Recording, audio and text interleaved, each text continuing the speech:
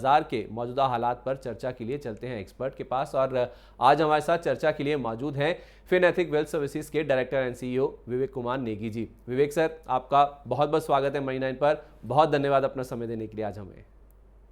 Thank you Sandeep ji, thank you for having. Vivek sir, आज हम निवेश की रणनीति बनाने पर फोकस करेंगे, पर इससे पहले कि हम उस तरफ बढ़ें, पहले जरा बाजार में आने वाले निवेशकों की मनोस्थिति के बारे में समझ लेते हैं। एक छोटा निवेशक, या जिसे हम एक रिटेल निवेशक भी कहते हैं, आमतौर पर दो तरह की मानसिकता रखता है। या तो वो बहुत उत्साहित और ऑप्टिमिस्टिक रहता है, जिस वजह से कभी कभी वो ओवर कॉन्फिडेंट भी हो जाता है, और दूसरा है पेसिमिस्टिक इन्वेस्टर, जो डरा हुआ रहता है और रिस्क अवर्स होने के कारण बाजार से दूर रहता है, बाजार में पैसा नहीं लगा पाता है। सर, आप तो अलग अलग तरह के कई सारे ट्रेनिंग कैंपेन्स भी चलाते हैं लोगों को स्टॉक मार्केट के बारे में गाइडेंस देने के लिए। ये जो दोनों तरह के निवेशक हैं, उनको आप किस तरह से गाइड करेंगे? देखिए, सबसे पहली चीज तो आपको बहुत ही बैलेंस्ड माइंड के साथ मार्केट में एंटर होना चाहिए, और आपका आपका रिस्क एपेटाइट पता होना बहुत जरूरी है, क्योंकि सबसे बड़ी प्रॉब्लम जो आती है वो रिस्क एपेटाइट ना समझने की वजह से आती है। तो सबसे पहले मार्केट में एंटर होने से पहले आप ये समझ लें कि आप कितना नुकसान झेलने की स्थिति में है, क्योंकि मार्केट में अप एंड डाउन चलता रहता है। दूसरी चीज, always have a plan when you enter in the market. तो आपको देखिए, शॉर्ट टर्म ट्रेडिंग के लिए अगर आप एंटर कर रहे हैं तो आपको उस तरीके का प्लान बनाना पड़ेगा। अगर आपका नजरिया लॉन्ग टर्म है तो लॉन्ग टर्म के हिसाब से आपको प्लानिंग करनी पड़ेगी। तो आपको मार्केट को समझने से पहले आपको खुद को समझना है कि आप मार्केट से क्या एक्सपेक्ट कर रहे हैं, और उसको लेकर आपको किस तरह की रणनीति बनानी चाहिए। ठीक है, तो दो चीज़ें बहुत अहम बताई हमें विवेक सर ने, कि पहला ये कि आपको जोखिम समझना होगा, यानी कि कितना नुकसान आप सहन कर सकते हैं, पहले आपको वो समझना होगा। और दूसरी बात, जब आप मार्केट में एंटर करें तो आपके पास एक प्लान होना चाहिए। आप शॉर्ट टर्म के लिए उतर रहे हैं, मीडियम टर्म के लिए उतर रहे हैं, लॉन्ग टर्म के लिए उतर रहे हैं, और आप मार्केट से एक्सपेक्ट क्या कर रहे हैं, वो चीज़ें आप अपने दिमाग में पहले क्लियर कीजिए, तो ही आप मार्केट में एंट्री करिए। अच्छा सर, इक्विटी निवेश में नुकसान या जोखिम को कम करने के लिए आपके हिसाब से निवेशकों को क्या रणनीति अपनानी चाहिए? देखिए, सबसे पहला तरीका होता है कि आप बेट वहां करिए जहां पर प्रूवन ट्रैक रिकॉर्ड हो किसी भी कंपनी का।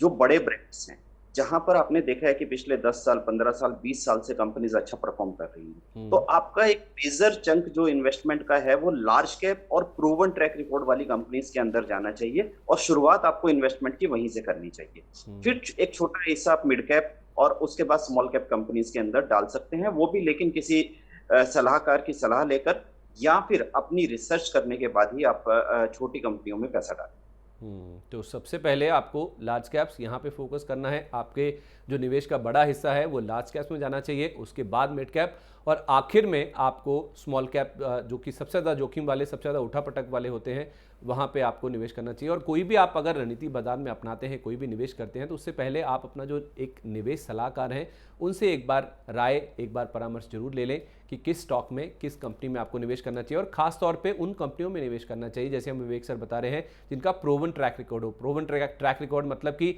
जो 10 साल से, 15 साल से, 20 साल से कारोबार कर रही हो, अच्छा कारोबार कर रही हो, मुनाफा दे रही हो, और शायद वो जो डिविडेंड दे रही हो, उन कंपनियों पे आपको फोकस करना चाहिए। अच्छा सर, ये बताइए कि शॉर्ट टर्म की बात करें तो थोड़ी चिंताजनक तस्वीर दिख रही है। कई ब्रोकरेज हाउस ने बाजार में 10 से 15% के करेक्शन की आशंका जताई है।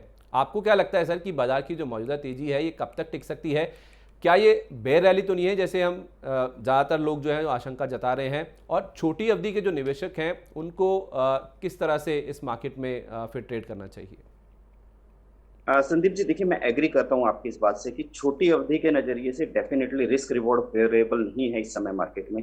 मार्केट थोड़ा सा हायर एंड पर बैठे हैं, और यहाँ से अगर करेक्शन शुरू होता है तो थोड़ा सा डीप करेक्शंस मार्केट में देखने को मिल सकते हैं। तो यहाँ पर आप बहुत ही सिलेक्टिव होकर चलना पड़ेगा, स्टॉक स्पेसिफिक स्ट्रेटजी अपनानी पड़ेगी, और चाहे तो आप कुछ प्रॉफिट बुकिंग करके अपने हाथ में कैश रख सकते हैं, सो दैट अगर मार्केट में यहाँ से करेक्शन आते हैं तो उन मौकों में आप मार्केट में निवेश कर सकें। अगर आप लॉन्ग टर्म इन्वेस्टर हैं तो लॉन्ग टर्म इन्वेस्टर के लिए हमें लगता है कि अभी भी कोई समस्या वाली बात नहीं है। लॉन्ग टर्म इन्वेस्टर्स 5 से 10% का करेक्शन मार्केट में एक्सपेक्ट करके चलते हैं।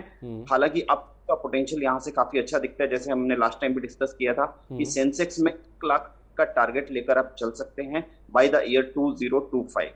तो 2025 तक का अगर आपका नजरिया है तो 1 लाख का सेंसेक्स का टारगेट लेकर आप मार्केट में निवेशित रह सकते हैं। ओके, तो इस बात पे निर्भर करता है कि आपका नज़रिया किस तरह है। पिछली बार भी हमें विवेक सर ने बताया था कि 2025 तक सेंसेक्स का 1 लाख का टारगेट वो लेके चल रहे हैं। तो अगर आप लंबी अवधि यानी कि अल्ट्रा लॉन्ग टर्म के बारे में सोचते हैं तो बाजार में कभी भी 5 से 10% का जो करेक्शन है वो एक लॉन्ग टर्म इन्वेस्टर करके चलता ही है, तो उस लिहाज से आपको कोई घबराने की जरूरत नहीं है। लेकिन अगर आपका शॉर्ट टर्म का नजरिया है तो आपको प्रॉफिट बुकिंग करनी चाहिए। उस लिहाज से आपका नजरिया किस तरह का है उस लिहाज से ही आपको अपनी रणनीति बनानी चाहिए। अच्छा सर, ये भी बताइए, जब आप कह रहे हैं कि स्टॉक स्पेसिफिक रहना चाहिए, सिलेक्टिवली शेयरों में खरीदारी करनी चाहिए, तो जो बाजार के मौजूदा माहौल में क्या आपको लगता है कि स्मॉल कैप शेयरों में निवेश करना ठीक है? क्योंकि अभी तक हमने देखा है कि जो ज़्यादातर एक्शन है वो लार्ज कैप स्टॉक्स में ही देखने को मिला है। तो अगर कोई छोटे यानी कि जो स्मॉल कैप स्टॉक्स है वहाँ पे अगर निवेश कर सकता है तो उसको अगर उनका चुनाव करना है तो उससे पहले निवेशकों को किन बातों का ध्यान रखना चाहिए?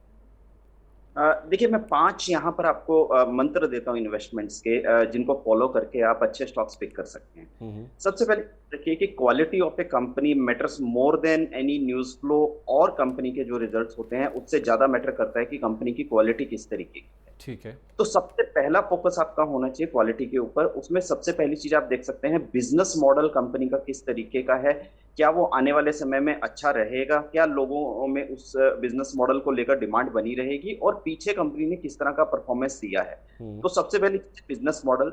दूसरा है मैनेजमेंट क्वालिटी। देखिए, बहुत सारे प्रूवन मैनेजमेंट है, और जहां पर प्रूवन मैनेजमेंट नहीं है तो मैनेजमेंट की आप क्वालिटी इस तरीके से चेक कर सकते हैं कि उनके जो डायरेक्टर्स हैं, जो सीईओ हैं, जो मैनेजिंग डायरेक्टर्स हैं, उनके क्वालिफिकेशंस किस तरीके के रहे हैं और उनका पुराना ट्रैक रिकॉर्ड किस तरीके का रहा है। अगर वो अच्छा है तो मैनेजमेंट क्वालिटी पर आप बेट कर सकते हैं। तीसरी चीज है कॉर्पोरेट गवर्नेंस। देखिए, कॉर्पोरेट गवर्नेंस आज की डेट में बहुत इंपॉर्टेंट इशू हो गया है, और काफी कंप्लायंसेस भी आ रहे हैं, उसको लेकर कंपनी को दिक्कत भी हो रही है। तो हमें लगता है कि कोई भी कंपनी अगर कॉर्पोरेट गवर्नेंस फॉलो करती है तो लॉन्ग टर्म में वो बहुत अच्छा परफॉर्म करेगी। चौथी चीज हम यहाँ बताना चाहेंगे इनोवेशन। इनोवेशन का मतलब ये होता है, देखिए, हर कंपनी के लिए बिजनेस मॉडल में समस्याएं आती हैं। टाइटन को लेकर ये कहा जा रहा था कि जब वॉचेस का बिजनेस डाउन जाता जा रहा था और टेक्नोलॉजी को लेकर वॉचेस की डिमांड लगातार कम हो रही थी, तो ये मान रहे थे कि टाइटन का बिजनेस मॉडल यहाँ पर खत्म हो गया और टाइटन एक लॉस मेकिंग कंपनी में कन्वर्ट हो जाएगी। लेकिन अगर हम देखें तो उसके बाद टाइटन ने अपने आप को जिस तरीके से रिवाइव किया, जिस तरीके से उनकी मैनेजमेंट ने परफॉर्मेंस दिया है, वो काबिले तारीफ है, और बहुत ही अच्छे रिटर्न्स अपने इन्वेस्टर्स को दिए हैं। लास्ट चीज जो आपको देखनी है वो है इंडस्ट्री आउटलुक। इंडस्ट्री का आउटलुक क्या कहता है? आज की डेट में टेक्नोलॉजी की बातें हो रही हैं, आज की डेट में डिजिटल पेमेंट्स की बातें हो रही हैं, ड्रोन्स के इस्तेमाल की बातें हो रही हैं। भारत का अगर आप देखते हैं तो डिफेंस में काफी इंप्रूवमेंट देखने को मिला है। मेक इन इंडिया की तरफ से मैन्युफैक्चरिंग में हमने काफी अच्छा ग्रोथ देखा है। तो इंडस्ट्री को लेकर आउटलुक क्या है, आने वाले 5 साल में उस इंडस्ट्री को लेकर नजरिया क्या रह सकता है, ये कुछ मोटी मोटी बातें हैं। अगर इनका ध्यान रखा जाए तो आप डेफिनेटली अच्छी कंपनीज पिक कर सकते हैं, चाहे वो स्मॉल कैप हो, मिड कैप हो या लार्ज। चलिए, तो अच्छी कंपनी अगर आपको पिक करनी है तो 5 बड़े मूल मंत्र हमें विवेक सर ने बताए हैं। पहली बात तो यह है कि उसकी न्यूज़ फ्लो या उसके जो नतीजे आ रहे हैं उससे ज़्यादा उस कंपनी की जो क्वालिटी है उसको आप परखने की कोशिश कीजिए। क्वालिटी को कैसे परखना है? पहले तो आपको उसका बिजनेस मॉडल देखना होगा कि कंपनी किस तरह का बिजनेस मॉडल फॉलो करती है। दूसरा, उसका मैनेजमेंट किस तरह का, यानी कि जो प्रबंधन है उसकी क्वालिटी किस तरह की है, ट्रैक रिकॉर्ड किस तरह का है।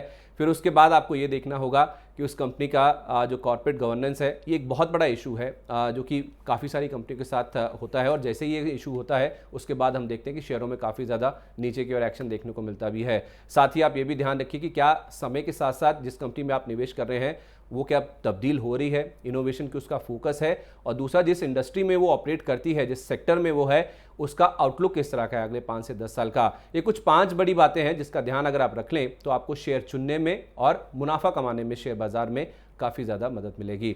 अच्छा सर, ये भी बताइए कि हमारे देश ने पिछले हफ्ते ही आज़ादी का अमृत महोत्सव मनाया है। हाल की पॉलिसी बैठक के बाद आरबीआई गवर्नर ने भी कहा था कि भारत आने वाले सालों में दुनिया के सबसे तेज़ी से बढ़ने वाले देशों में से एक होगा। ऐसे में अगर कोई लॉन्ग टर्म के लिए निवेश कर इस ग्रोथ का फ़ायदा उठाना चाहे तो उसे किन सेक्टर्स में निवेश करना चाहिए? ओके जी, देखिए, जैसे कि हम हमेशा मानते हैं कि भारत की जो स्टोरी है वो कंजम्पशन ओरिएंटेड स्टोरी है, और आपका जो पहला निवेश होना चाहिए वो कंजम्पशन से रिलेटेड कंपनीज के अंदर होना चाहिए। उसमें आप एफएमसीजी को इंक्लूड कर सकते हैं, पर्सनल केयर को इंक्लूड कर सकते हैं, डेली यूज की जो चीजें हैं उनको इंक्लूड कर सकते हैं। तो consumption should always be your first focus. Second, Bharat की जो ग्रोथ स्टोरी है वो इंफ्रास्ट्रक्चर पर डिपेंडेंट है। तो इंफ्रास्ट्रक्चर में आपका निवेश जा सकता है। उसमें आप cement companies, paints companies, ceramics companies और जितना भी सामान इंफ्रास्ट्रक्चर डेवलपमेंट के लिए यूज होता है उन कंपनीज में निवेश कर सकते हैं। तीसरा, आप अपने खुद के लाइफस्टाइल पर फोकस कर सकते हैं। देखिए, आजकल घूमने फिरने का काफी ट्रेंड मार्केट में आ गया है और उसके चलते हमने देखा है कि होटल स्टॉक्स में काफी अच्छा ग्रोथ हमें देखने को मिल रहा है। तो जैसे लाइफस्टाइल चेंजेस होते हैं वैसे वैसे कंपनीज का ग्रोथ देखने को मिलता है। तो अगर आप इन 3 सेक्टर्स पर फोकस कर कर चलेंगे तो डेफिनेटली आप बहुत अच्छे रिटर्न्स कमा सकते हैं। Number 1 consumption, number 2 infrastructure and number 3 lifestyle. तो कंजम्पशन, इंफ्रास्ट्रक्चर और लाइफस्टाइल, ये 3 ऐसे सेक्टर्स हैं जिनमें आप निवेश कर सकते हैं, क्योंकि इनकी जो डिमांड है वो हमेशा रहती है और इन स्टॉक्स में, इन सेक्टर्स में अगर आप निवेश करते हैं तो आपको काफ़ी ज़्यादा फ़ायदा हो सकता है। सर, आपने ये जो तीनों सेक्टर्स की बात करी है, क्या उसमें से लंबी अवधि के लिए हमारे दर्शकों को कोई आप एक एक दो दो शेयर भी पिक करके बता सकते हैं प्लीज़?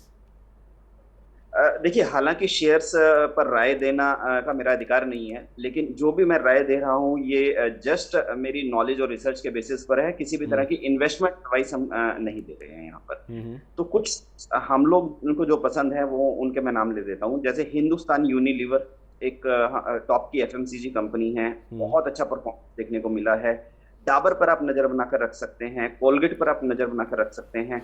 तो एफएमसीजी क्षेत्र में ये कंपनी हमें पसंद है। इंफ्रास्ट्रक्चर की बात करते हैं तो एल&टी बहुत अच्छी कंपनी है।